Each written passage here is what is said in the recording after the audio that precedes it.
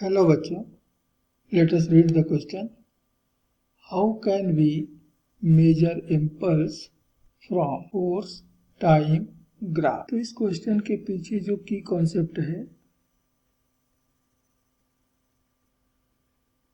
वह है second law of motion. Second law of motion. तो मान लीजिए कि हमारा कोई फोर्स टाइम ग्राफ है, किसी बॉडी पर अप्लाई होने वाला फोर्स और उसके एक्टिव रहने के टाइम के बीच का ये ग्राफ है। हमने फोर्स मान लीजिए रखा हुआ है वो वाई एक्सिस पर और टाइम हमने रखा हुआ है एक्स एक्सिस। तो हमको मालूम है कि ये force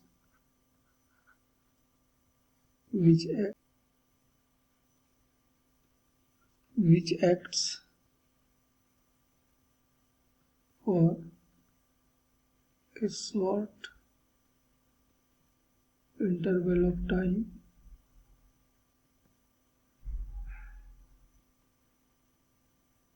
is called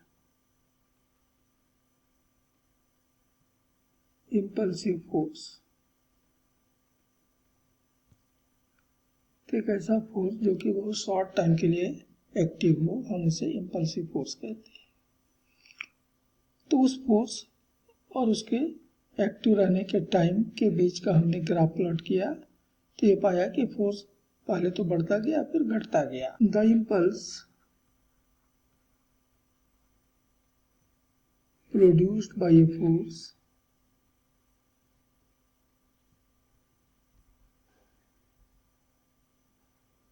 is given by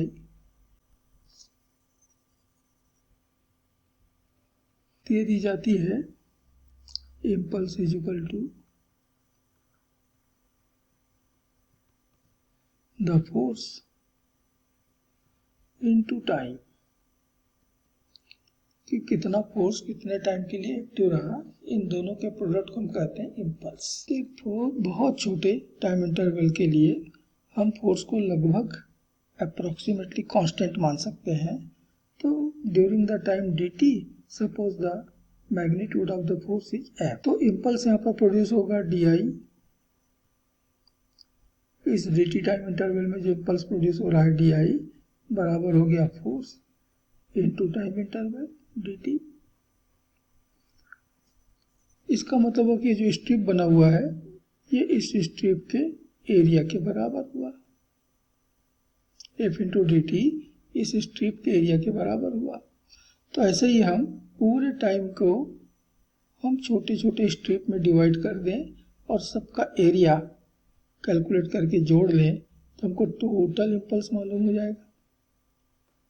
इसी को हम कहते हैं कि हम इसको इंटीग्रेट कर लें तो हमको टोटल एरिया मालूम हो जाएगा, टोटल इम्पल्स हमको मालूम होगा। And therefore total impulse